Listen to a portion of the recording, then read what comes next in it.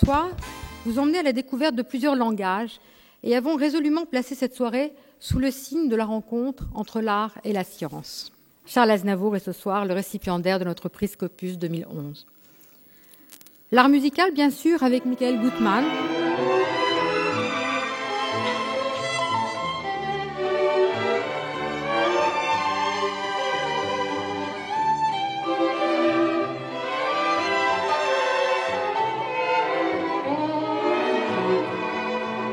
L'art musical encore, avec la chanteuse Noah, qui vous enchantera de sa voix.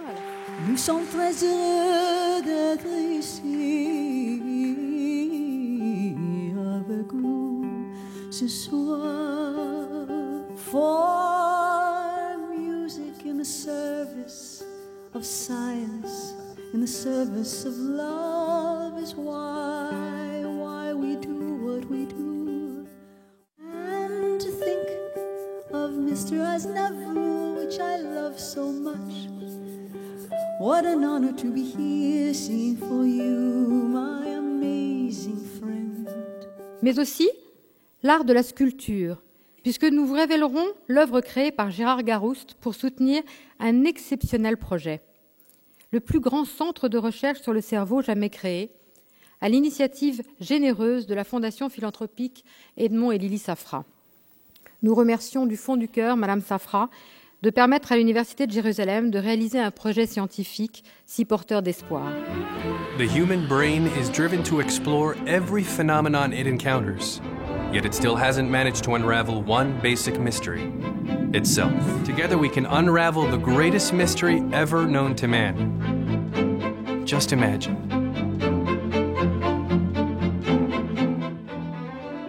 If science is a language that doesn't know any religion, if science is a language that doesn't know any border, music as well.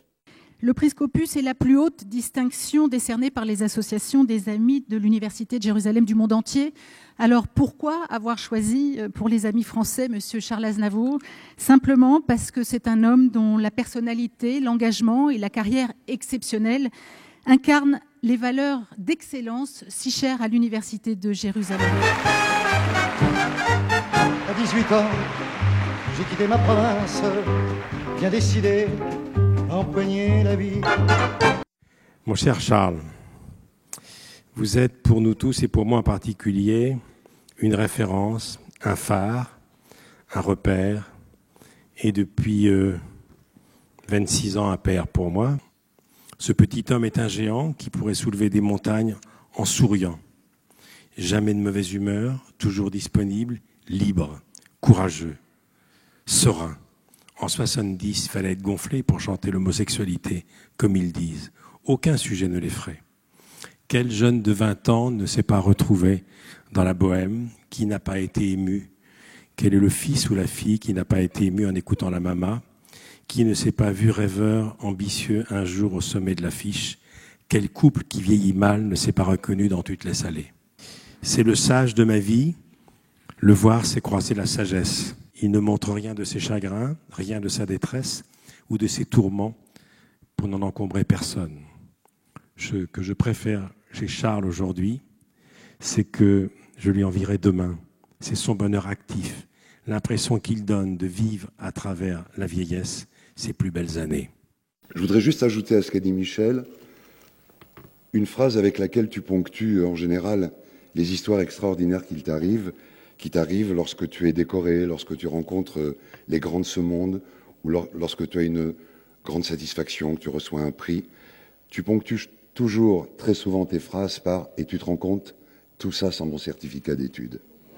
Alors je prends cet hommage, cet important hommage, comme si c'était un diplôme que je recevais de l'Université de Jérusalem, comme vous le savez, qui est une des universités les plus importantes au monde. J'aurais ça chez moi exactement comme j'ai la médaille de l'Académie française. Nous qui avons connu tout au long de nos histoires un sort plus ou moins commun, refoulé, rejeté, génocidé, en but au xénophobisme, à l'antisémitisme. Je suis et je reste proche de votre communauté qui ressemble tant à la nôtre. Merci encore et bonsoir.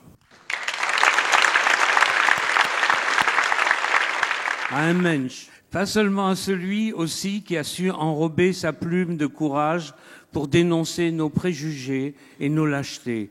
Non, ce n'est pas seulement à cet homme-là, pourtant déjà si exceptionnel, que revient le prix Scopus 2011. Il est plus que tout attribué à un immigrant qui a choisi d'être la voix forte, engagée de la communauté arménienne dont il a refusé obstinément de voir disparaître la mémoire. En unissant dans leurs espoirs, leurs tragédies et leurs succès les peuples juifs et arméniens, Charles Aznavour a prouvé que l'identité la plus forte est celle qui accueille en son sein toutes les autres identités et qui s'en enrichit.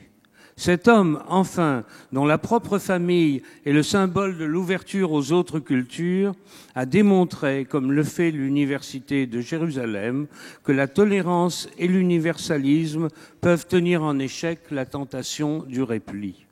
Alors oui, c'est bien un mensch, auteur du plus beau des textes dont il écrit chaque jour de nouveaux couplets, sa vie, que l'Université hébraïque de Jérusalem et les amis français de l'université sont fiers de remettre ce prix.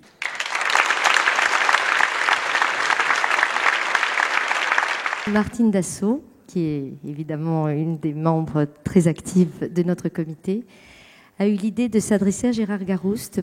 Il a proposé de créer spécialement, pour soutenir notre action, des œuvres magnifiques. Elles ont la forme de briques, chargées de beaucoup d'espoir. Donc merci à Gérard Garouste, qui a été le premier et si généreux donateur de ces œuvres pour soutenir notre projet. 2500 là. J'ai 10 000. Merci, je suis d'abord très touché de participer à cette aventure, en fait sur la connaissance en fait. Donc vraiment, je suis très honoré et très ému de ça. Je vous retrouve l'an prochain aux côtés de Martine Dassault, qui a accepté la présidente de cette association et qui m'accompagne déjà depuis quelques années. C'est avec beaucoup de bonheur et une immense confiance que je lui passe le flambeau. Merci, chers amis, d'avoir participé à cette si belle période et à l'année prochaine.